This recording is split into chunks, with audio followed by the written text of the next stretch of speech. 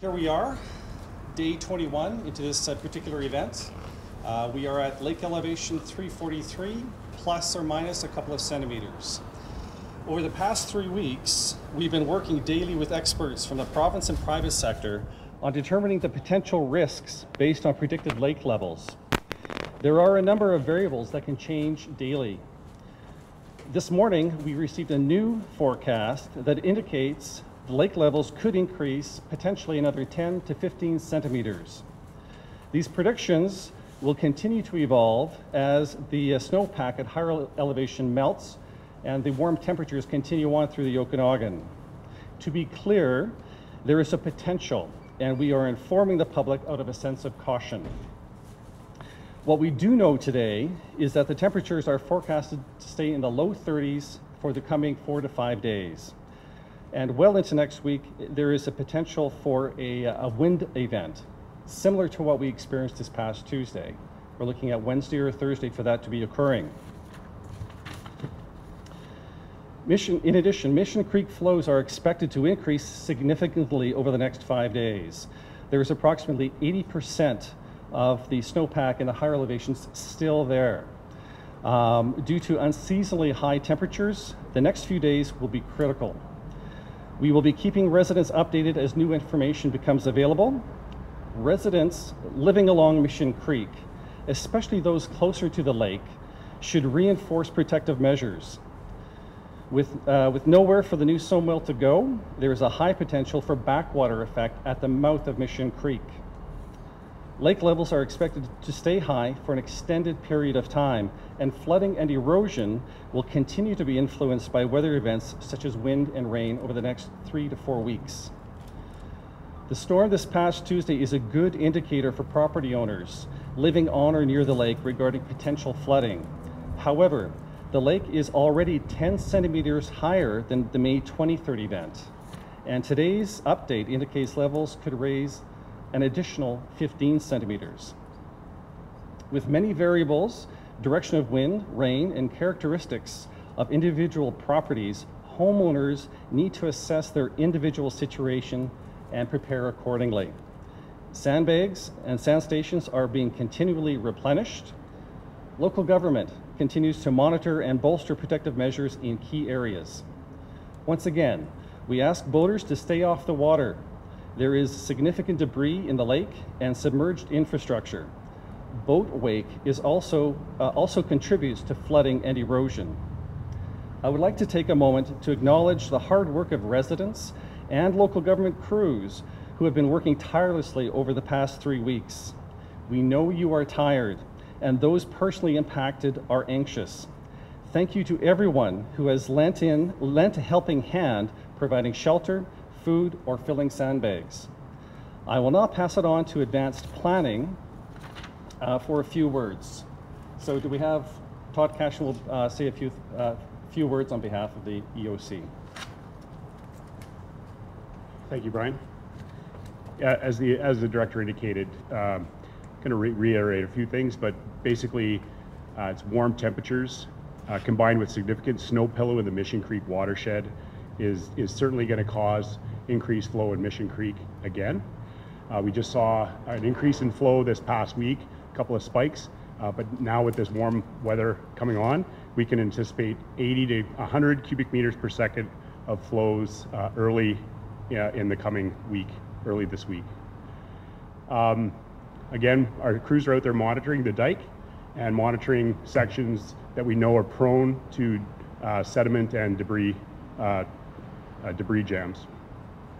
The one thing we want people to know about is the increased levels could cause a backwater effect on Mission Creek.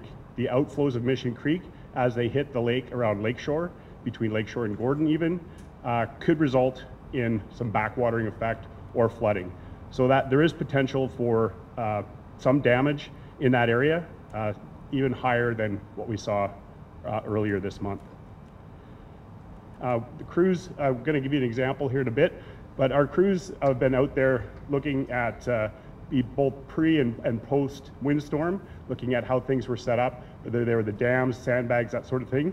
What we'd like to share with the public is we've identified that some of the sandbag walls require repairs. Our crews are on that, and some also require that on private property. And it's really important that people build walls properly.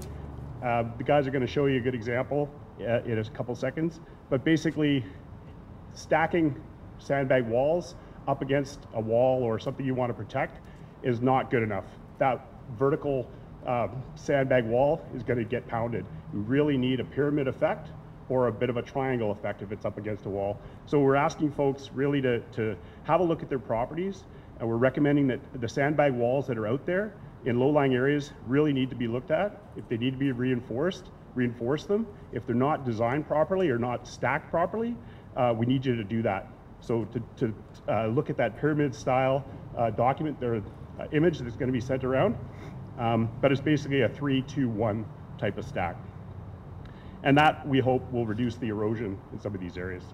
With the lake really high, you have to think of it as typically Mission Creek goes under the Lakeshore Bridge, out past Bluebird Road to the mouth of the creek and deposits in the lake.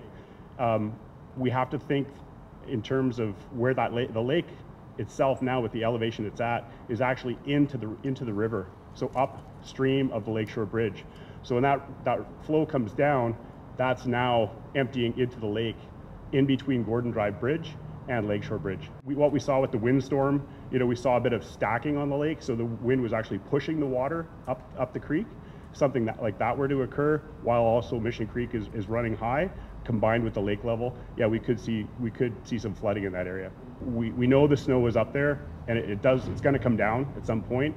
The heat is certainly going to help us. It's going to dry out that mid elevation of our valley that in the past was saturated, right? The low part of the valley, mid and upper, was all saturated or frozen. That midpoint, if it can start to absorb some water or some of the water that's coming down into the valley, that would be great. Winds, if some of these storms, with this much moisture around, there's definitely going to be some convection and some cloud buildup. And so, thunderstorms, if they're at a minimum, that would be less wind as well. So, it's a tough balance between how much moisture we get, like how much heat we get is obviously going to create potentially some thunderstorms, potentially some wind, but it's also going to help us in terms of evaporating water off the lake and drying out our soils. So it's a really two-edged sword. Absolutely. We've been mapping a lot of the areas. So we have elevations for our catch basins, the top of our sewer manhole covers, and that sort of thing. So we know of a few low areas already, and there's Smith Avenue downtown. And as well as Royal Avenue by the hospital. We know those areas are low, and we've got large pumps that are pulling water out of the stormwater system and back out into the lake.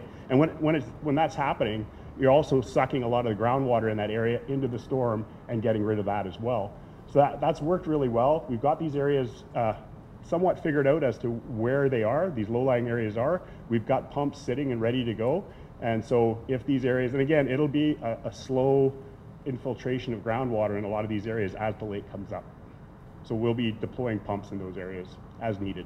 Any of the fans, so the large fans, so in the West Kelowna, you're looking at McDougall Creek and Powers Creek, certainly Shorts Creek up West Side Road. Any of the large, where the creek comes down and deposits that soil or that fan in front of the lake, those areas are somewhat low, so there will be a bit of a backwater effect there. However, we're not expecting the flows in those creeks. The snow in most of those drainages is almost all gone. So it's really the snowpack and the melt from that snowpack that we're really concerned about. Wrapping up, I would like to thank the media who continue to help cover the 2017 flood event. You are key to helping ensure our residents are kept up on this ever-changing event, which began 3 weeks ago today.